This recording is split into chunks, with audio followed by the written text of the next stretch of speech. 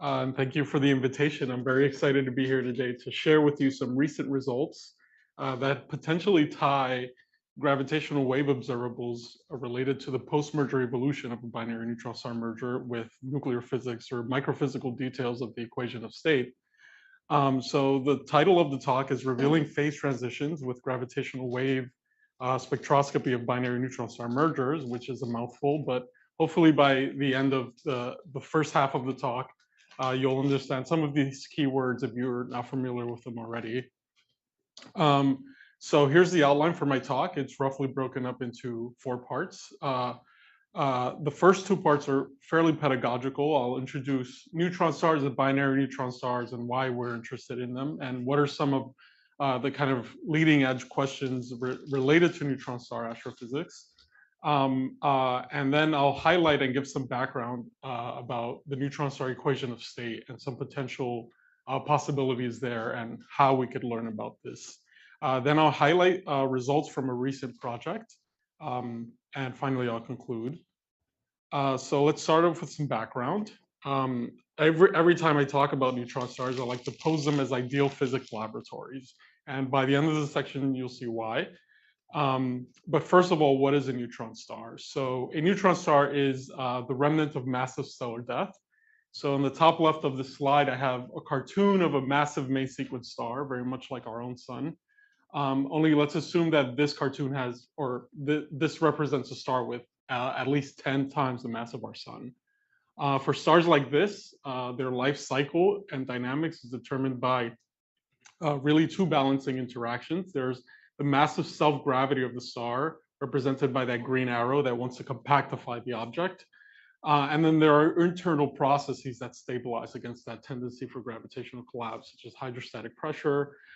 In the core, the relevant processes are fusion processes where you have the fusion of elements into heavier or lighter elements into heavier elements. This is happening in our own sun from hydrogen to helium.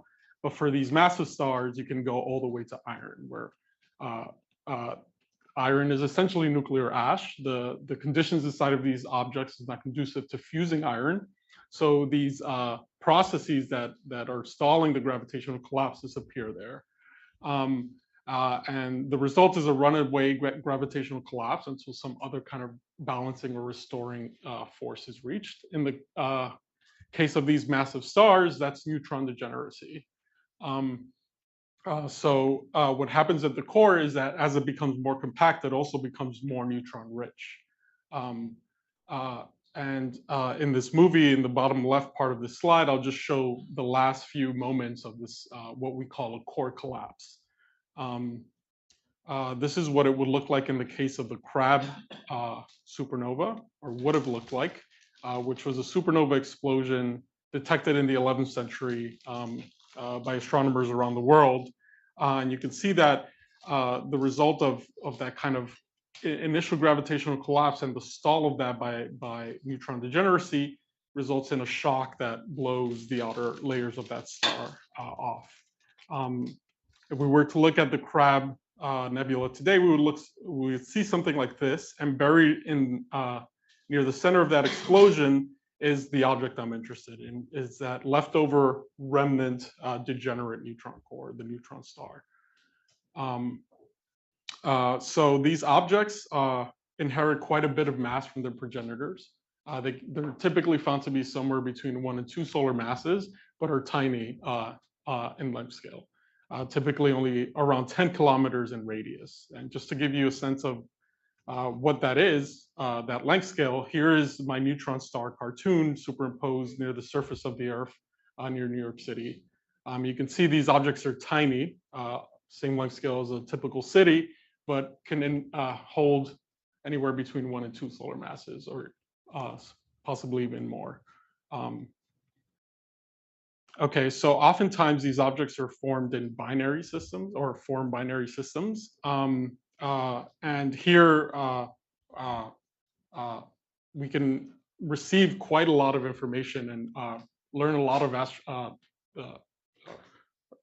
of things about neutron stars and their these binary systems,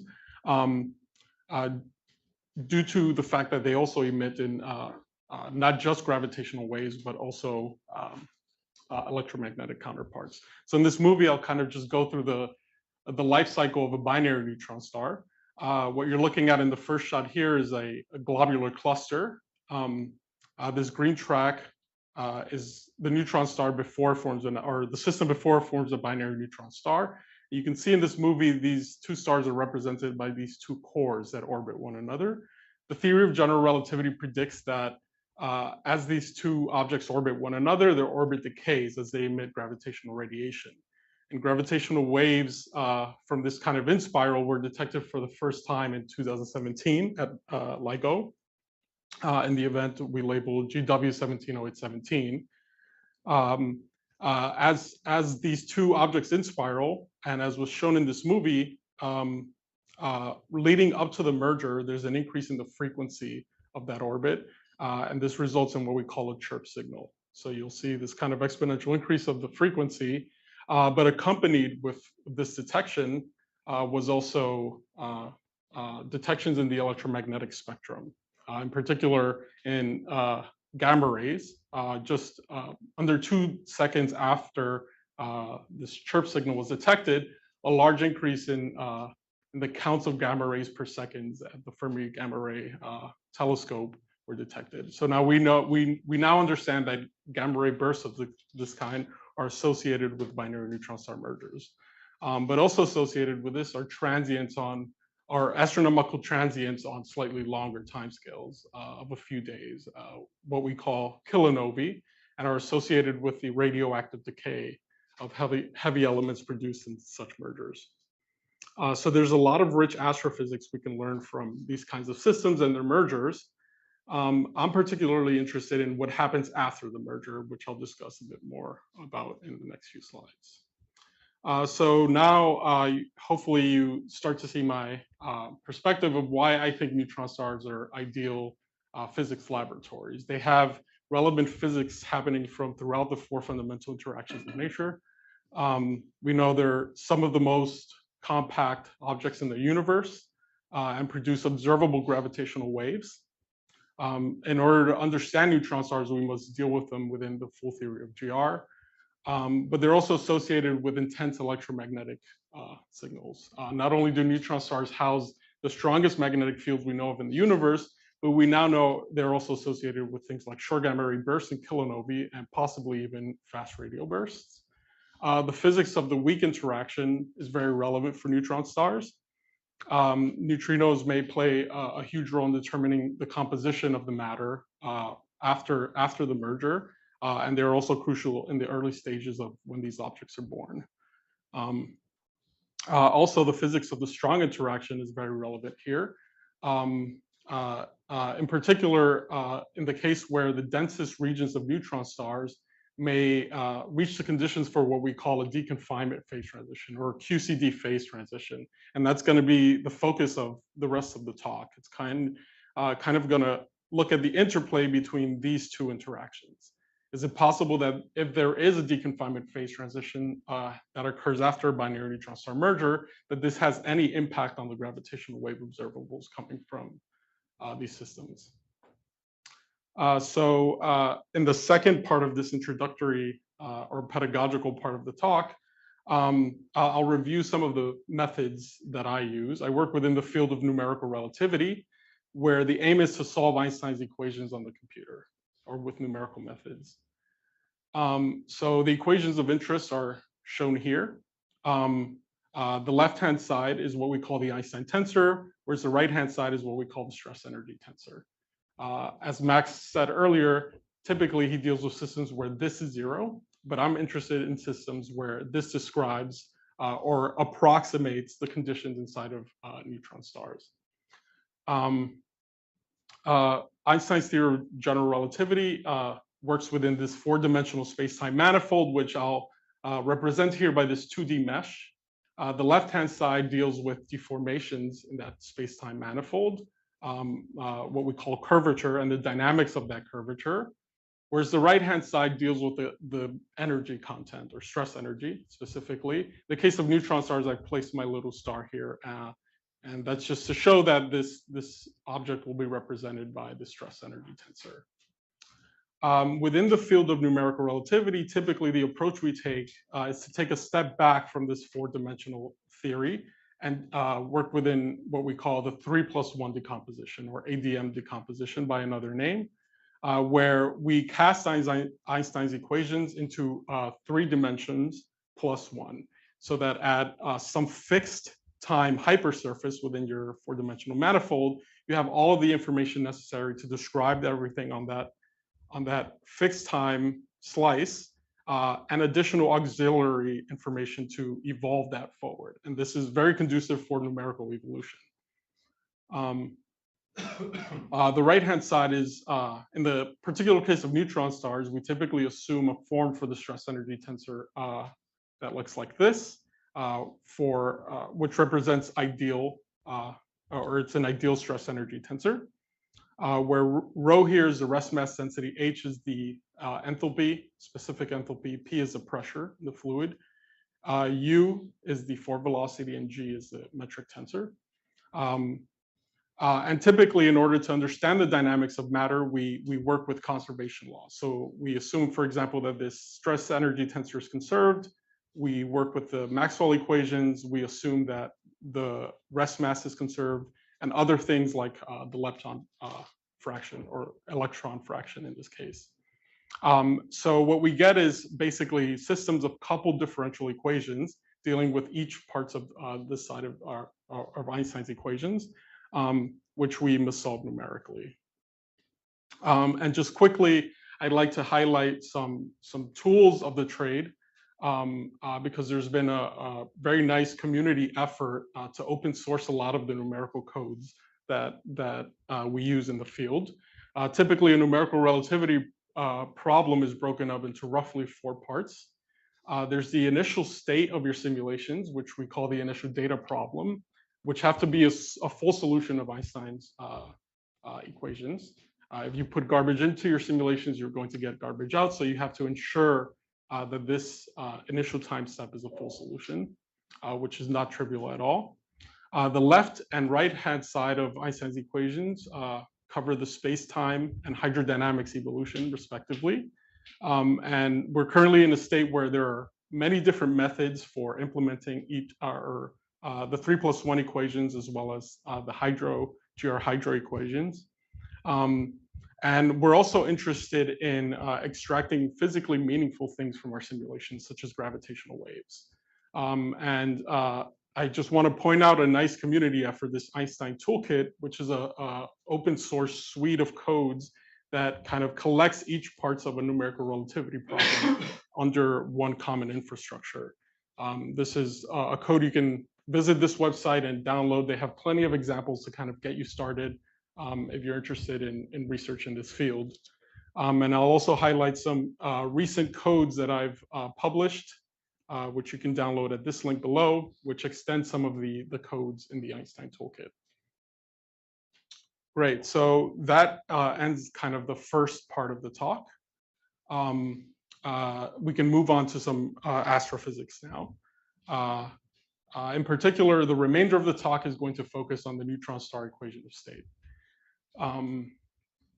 So in this context, by the neutron star equation of state, I'm referring to really this pressure energy density functional, which gives a description of the matter inside of neutron stars.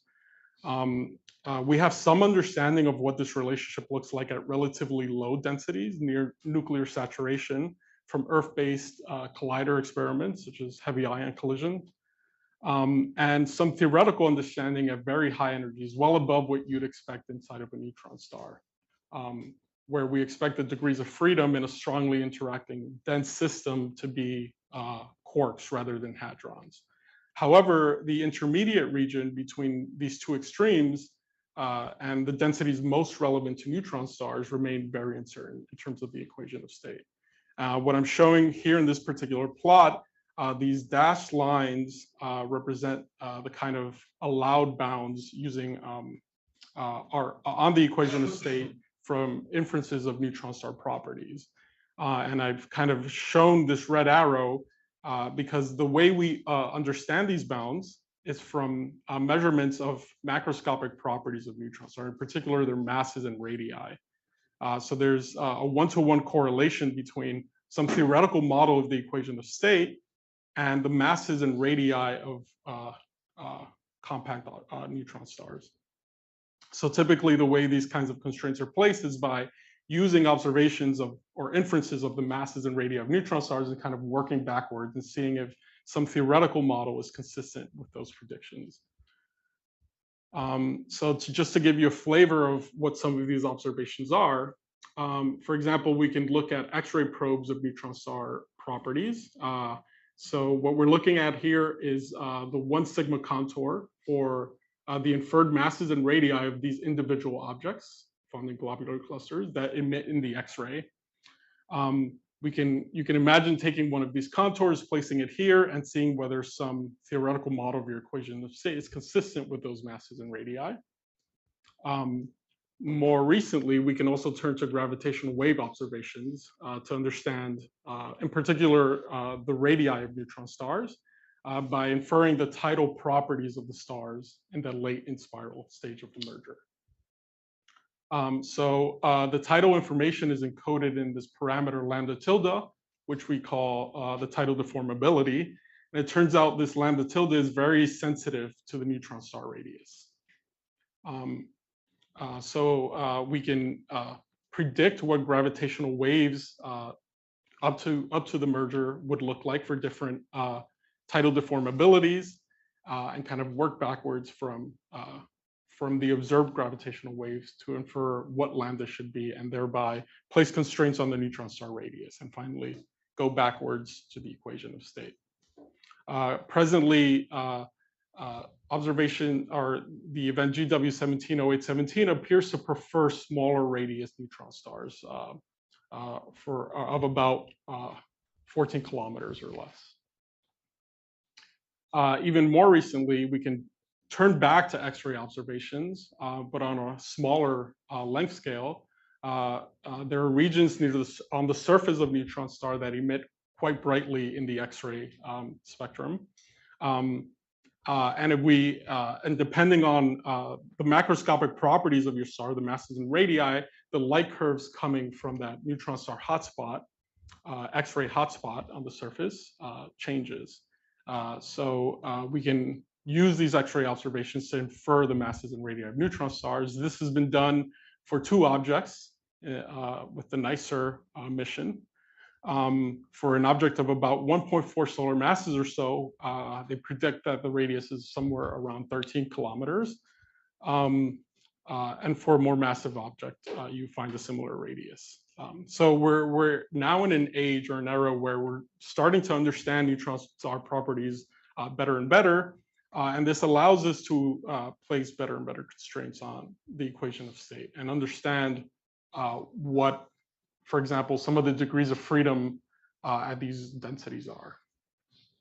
One of the more interesting possibilities, in my opinion, is where you have a deconfinement phase transition occurring at these densities. And just to kind of clarify a bit more what I mean by that, I'm in this lower right plot down here, I'm showing the QCD phase diagram where the vertical axis shows the temperature in a strongly interacting system, and the horizontal axis represents the density. For the conditions we're used to dealing with here on Earth, this quote unquote ordinary matter, we're at relatively low densities and temperatures, where we expect the matter to be in states of confined or in hadronic states, where the quarks are confined to states of 2 or 3.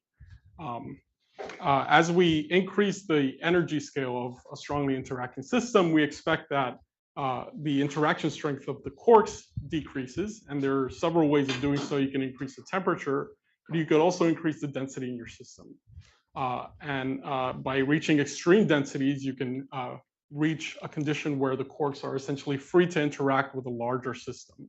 And this is what I refer to as deconfinement phase transition, or QCD phase transition. And it's possible that this kind of transition occurs at the densities relevant to neutron stars. This is completely consistent with the astrophysical observations of neutron stars. So for the remainder of the talk, I'm going to refer to hadronic matter, neutron matter, or ordinary matter, this confined kind of state interchangeably by these terms, and quark matter will refer to this system of weakly interacting quarks, something like a quark gluon plasma.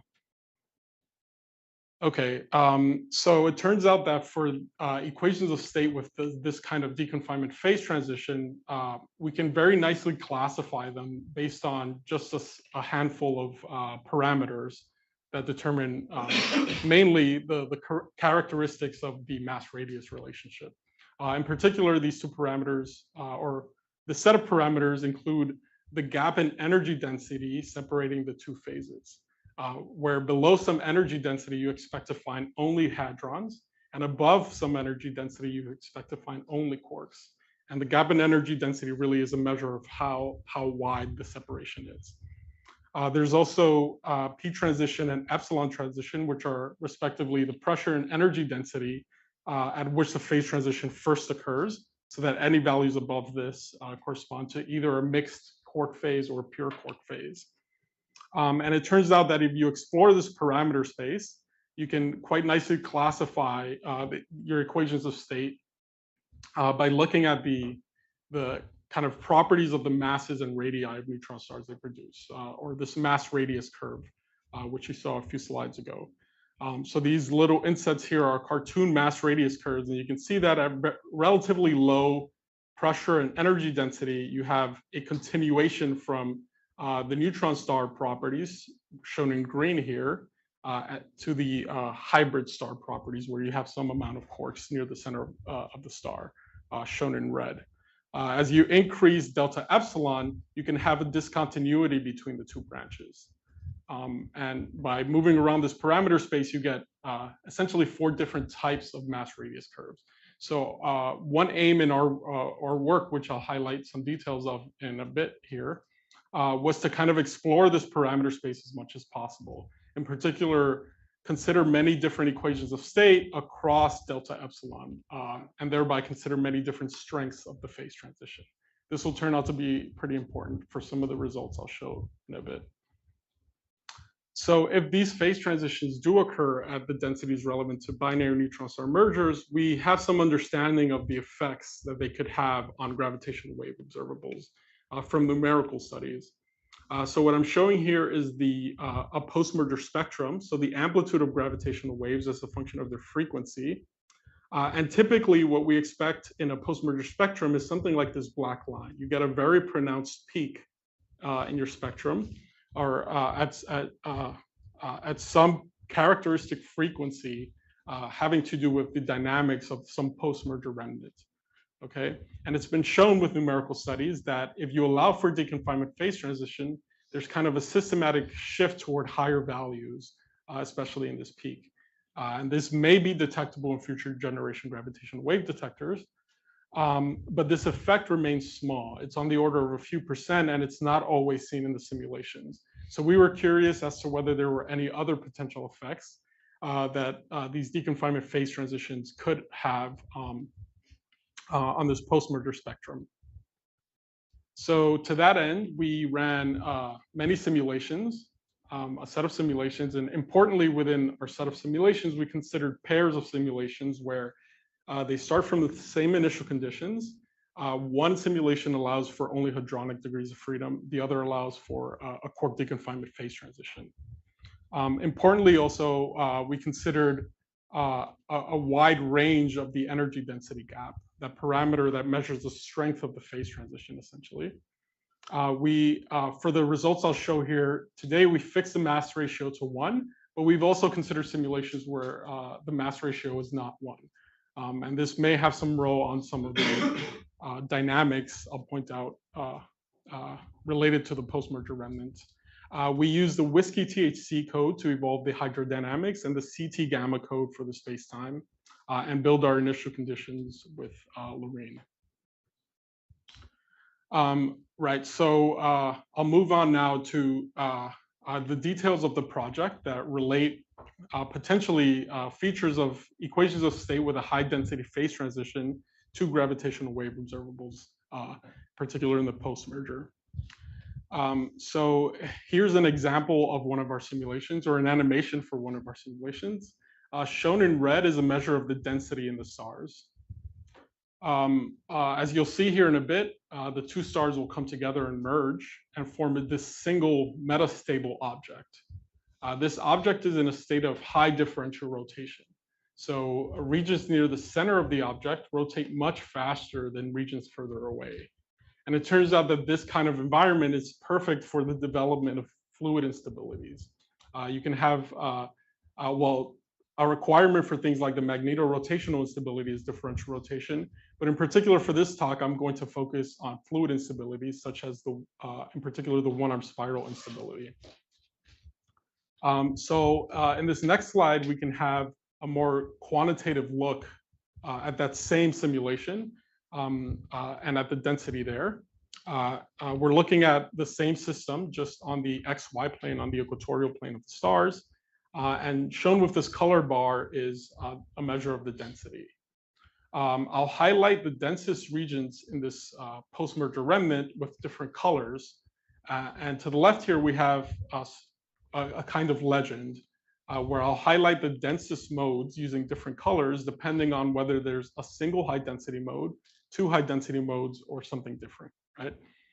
So typically in the post-merger environment, what you'll see in this movie in a bit is that this bar mode, where there are two high density regions in your post-merger remnant, is initially the most dominant mode. And this makes sense due to its binary origin.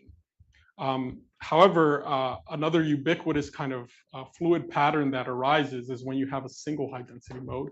And this is what we refer to as the one-arm spiral mode. So you'll see here in a second that the two stars will merge, and you'll see this kind of peanut-shaped deformation reminiscent of something like the bar mode.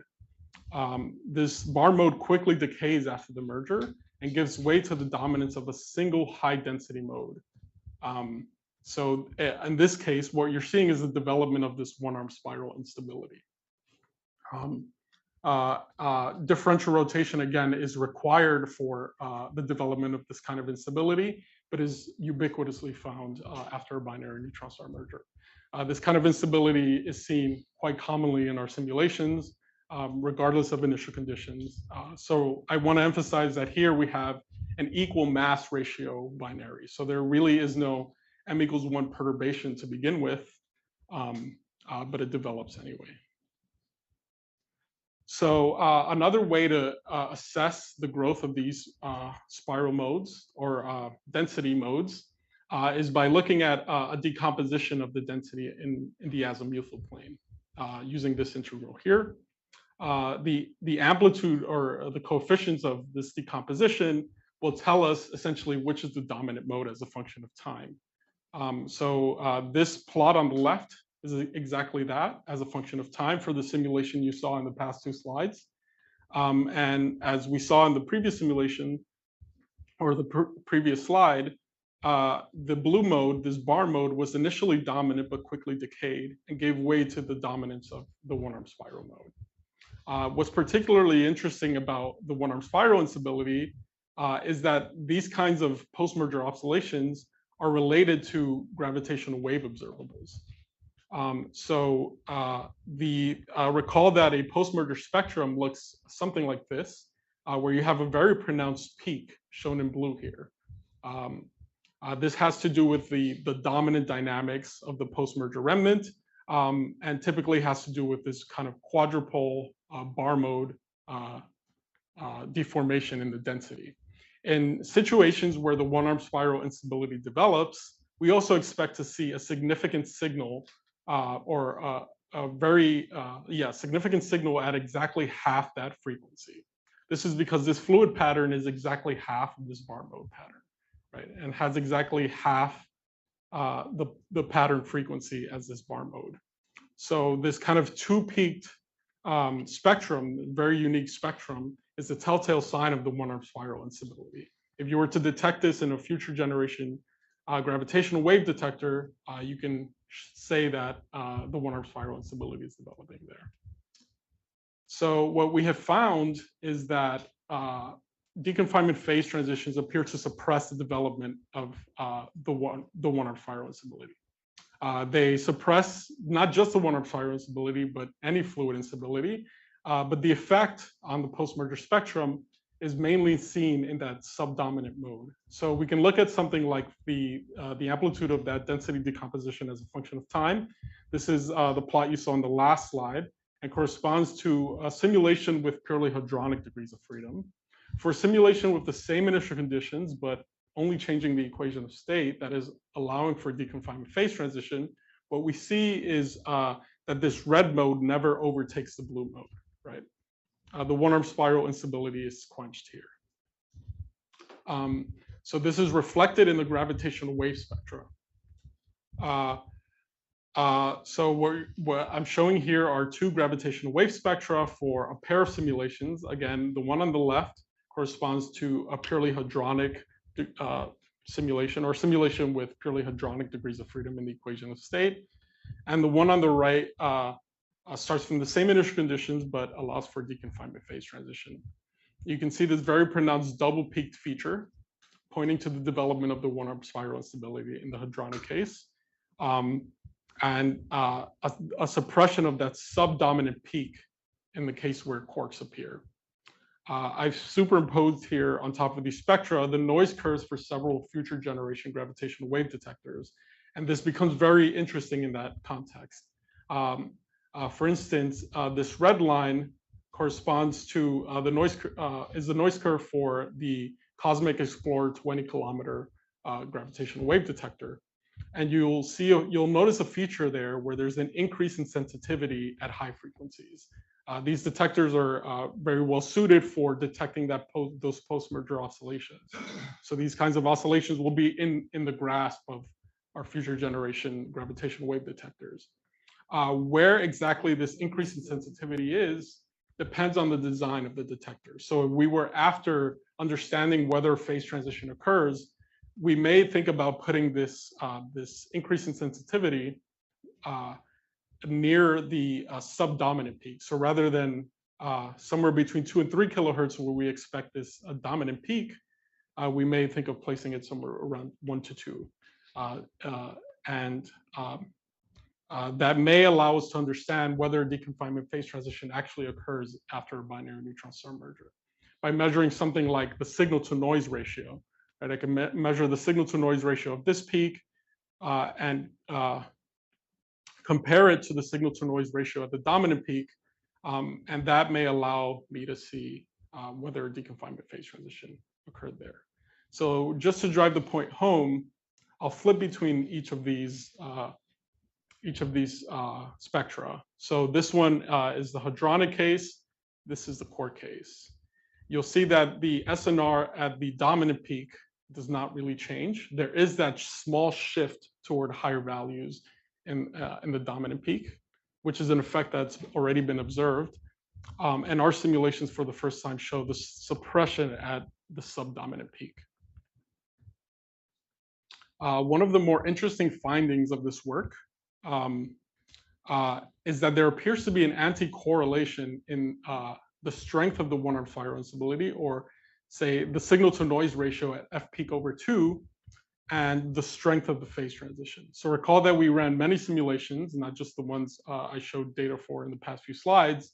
And if we plot something that's proportional to the SNR at f peak over 2 divided by the SNR at f peak as a function of this energy density gap, which measures the strength in the phase transition, we see this kind of trend, downward trend. There is quite a bit of scatter here, but if I isolate the simulations that start from the same initial conditions, you'll see the trend become much clearer. So all of these simulations start from the same initial conditions, and there's a very clear trend of the suppression, as do these two, and as do these two. So one thing we can do to try to clarify this trend is just to normalize this measure of the strength of the one-arm spiral instability for each simulation at finite delta epsilon, or that allows for a quark deconfinement phase transition, by its analogous simulation that starts from the same initial conditions. And there you start to see a much clearer trend. So this is a pretty new result. There remains a lot to be done here. Um, uh, for instance, a follow-up study will try to control some of the systematics associated with uncertainties in the hadronic regime of the equation of state, as well as consider unequal mass ratio or more unequal mass ratio cases to see if we can understand whether this trend is robust or not. So I have plenty of time left. I have some backup slides, so I'll come back to the conclusion. In particular, I want to just spend a bit of time on error bars, might as well, since I have some time. Because this is a numerical study, we can run experiments to try to understand some of the systematics associated with our numerical approaches. So one thing we did was to run each simulation at different grid resolutions to see whether the trend held. And indeed, we do find that the trend holds for different resolution simulations, although with some error associated with it. So this is something we definitely want to revisit in the future work. And finally, before I conclude, I'll just highlight this unequal mass ratio, or this pair of unequal mass ratio simulations where we observe the same thing. The reason unequal mass ratio cases are so interesting is because, well, they're probably more common than equal mass ratio cases astrophysically. And there's an inherent or m equals 1 perturbation in the system itself. So your remnant will be born with a kind of tendency for that one-arm spiral instability to develop. And indeed, we see the same kind of suppression in this unequal mass ratio case. Here's the unequal mass ratio case is shown with this gold star along with the rest of the simulations. And you can see that it's quite similar to the equal mass ratio case of the same delta epsilon. Great. So yeah, in conclusion, what I've shown is that these deconfinement phase transitions appear to suppress one-arm spiral instabilities, the one-arm spiral instability. Moreover, there appears to be an anti-correlation between the strength of the phase transition and the strength of the instability, such that the stronger the phase transition, the stronger the suppression, or in other words, the weaker the instability. What's really interesting about this is that this instability is associated with a very unique gravitational wave observable. This double peaked feature is a telltale sign that your instability is developing. And because of that, well, we also have found that because these post-merger oscillations are within the graphs of future generation detectors, this is a very interesting source to consider in that context.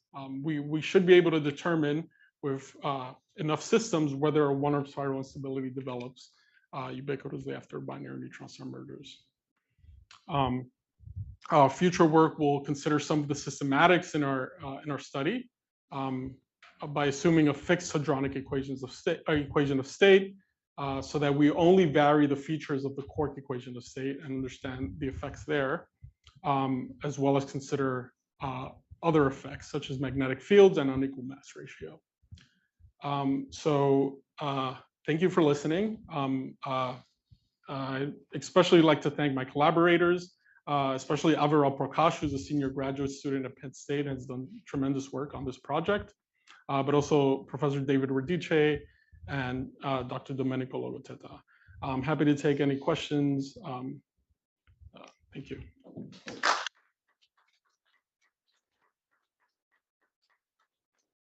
All right, thank you so much, Pedro. Do we have any questions in the room or online? Yeah, go ahead. So I was. Do you want to use your mic? Yes, sorry. Yeah, thanks. That was a really nice talk. I was wondering if in the neutron stars, do you input any rotation, or would the inclusion of rotation the line spin change which higher instabilities develop and we pull in the inference? Great question. So for all of the simulations considered in this work, we don't consider rotation. So building initial data with spins in the neutron stars is quite complicated, but we now have access to a code that allows us to do so. So hopefully we can explore that in future projects. Whether or not it would affect the development of instabilities, I don't think that has been determined in with numerical studies. So I think the main effect will probably be to possibly even enhance the development of instabilities because they arise due to very small scale fluid dynamics. So really, it's a turbulent motion at small scales that kind of grows. And I could see the spin possibly enhancing the amount of turbulence during the merger, just due to shear motion. Yeah, just a speculative thing. Yeah. So I'm curious. Oh, yeah. Thanks, Max. Yeah, this is fascinating. I'm curious to hear a little bit more about the origin of the m=1 instability. Yeah. Particularly in the simulations at equal mass ratio with circular orbits, Yeah. where the initial, they almost must have perfect exchange Right. symmetry. Yes. So what is sourcing it Yes. exactly? Which direction does it align with? Yeah. How does that come about? Yeah, so some previous studies have been done, especially one by Pascalides et al. Around 2017, ran some very high resolution simulations where they saw the development of this instability, and they tracked it down to kind of what appears to be turbulent motion. So basically, you have these two vortices that form, and if they do not reach the center at the same time, so any kind of truncation error would shift the position of these vortices. If they don't reach the center at the same time, this could kind of lead to a small instability, which then grows due to the differential rotation. Yeah. Okay, cool, thanks. Yeah. Yes. Okay, yes. I have a question about, do you assume that the neutron star is all uniform or you have some edge effect? Yes, so the way we run these simulations, we build initial data assuming that the neutron stars have an edge, like there's some cutoff in the density for the surface. But then when we put them into a numerical simulation, we have to kind of amplify the atmosphere so that for stability purposes for our simulations. This is not expected to have a major effect on the dynamics, but so I guess to try to answer your question, in the initial conditions, there's a very sharp edge of the neutron star. In the simulations, that edge is still there, but it's kind of, it goes up to some edge or to some artificial atmosphere, basically. The atmosphere is much smaller than the density in the star.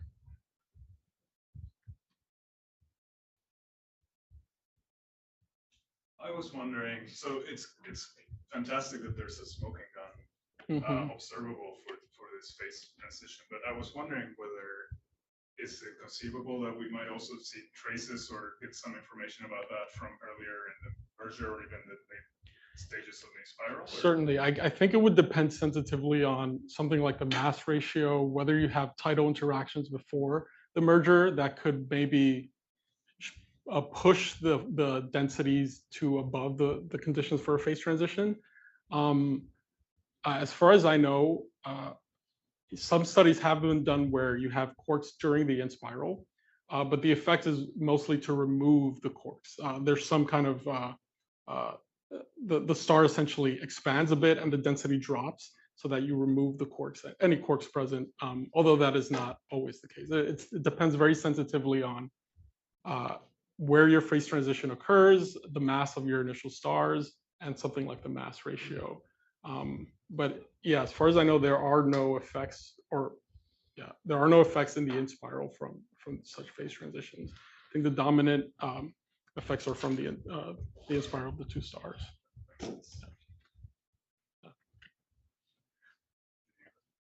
No, you can go. No, you should. We should get somebody else. Both of us have the second question, so. I was wondering if in a different astrophysical scenario during a core collapse supernova, has anyone looked at whether particle confinement could change, I guess, the gravitational signal, but also the explosion, the hydrodynamics? Certainly. Yeah, I think there have been some simulations that look at this. As far as I recall, so there you would expect a burst of gravitational waves, not some kind of long signal. And I think the effect that I've seen in papers, there's been a recent one by Soliga, I think, Anna Soliga, where you get an enhancement or a larger amplitude of the burst if there is a phase transition. But mostly this has to do with the oscillations of the proto-neutron star. So yeah, if there is a phase transition, you can enhance the oscillations of that proto-neutron star, which leads to possibly louder bursts. But yeah, I don't think, first of all, I don't think anyone has looked at this in the full GR picture. People have done approximations where you start with some stable neutron star configuration and perturb it such that you get in a phase transition and get a burst of gravitational waves, but that's not at all the full picture. But that's kind of, I think, where the research is along those lines these days. So I would now like to ask, I guess, do you know what it is about the deconfinement transition? Like the physics of that Yeah. suppressing this? So this is very speculative, but I think I have a backup slide, hopefully, for this. So yeah, so if we look at the rotation profiles of the post-merger remnant, one thing that we're seeing, so yeah, just to emphasize, this instability develops only when you have differential rotation in the remnant, so that regions near the center rotate faster than regions further away. This is typically what a rotation profile looks like for that post-merger remnant. This is what it looks like in the case where you have only hadronic degrees of freedom. And when we allow for deconfinement phase transition, what we're seeing is that there's an increase near the core of the rotation rate. There's this kind of double chord feature. So it's very speculative, but one thing I think could be happening is that there's a compactification of your remnant. More matter moves inward, and that kind of suppresses, you have a mass closer to the axis of rotation that could suppress these kinds of quadrupole oscillations of the star. But yeah. Lately, have you tried just setting up differentially rotating initial data with densities in this regime? Not and yet, seeing but if they develop m=1 instabilities? That would be a great direction. So those kinds of instabilities have been studied for neutron stars, just purely hadronic stars, and they can develop quite commonly if you have differential rotation. But I don't think a systematic study where you have the same star, but one has a deconfinement phase transition above some density has been done. So that would be a really interesting approach. Yeah. Just to get some handle on whether this is the actual mechanism for suppression. Yeah.